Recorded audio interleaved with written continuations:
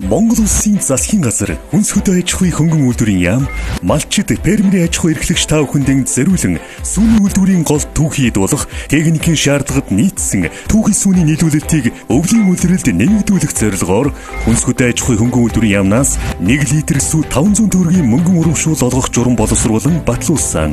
Урамшууллыг энэ оны 11-р сарын 1-ээс эхлэн 12-р сар 2022 оны 1, 2, 3-р сарын 31-нийг дуустал олгоно. Сүүбэлтгэн нийлүүлэгчдэд тавигдах шаардлага.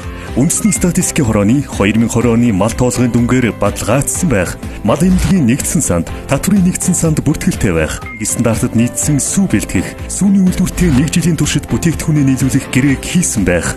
Нийлүүлсэн түүхийн сүүний төлбөрийн баримтыг тухай бүр татврын цахим төлбөрийн баримтын системд баталгаажуулах. Дараах үйлдвэрүүдэд сүүгээ нийлүүлсэн малчид хамрагдана. Хөдөө орон нутгаас баяжуулагч одод Эрдэнэт хаан сүү, сүүн зам дээрээ компаниуд энэ жилийн хувьд нэмэгдэн орсон байна. Малчид фермерийн аж ахуй эрхлэгч үйлдвэрлэгч таны хөдөлмөрийн үр шим сүү шиг цагаан байж далай мэд ариун болог. Хүнс хөдөө аж ахуй хөнгөн үйлдвэрийн яам.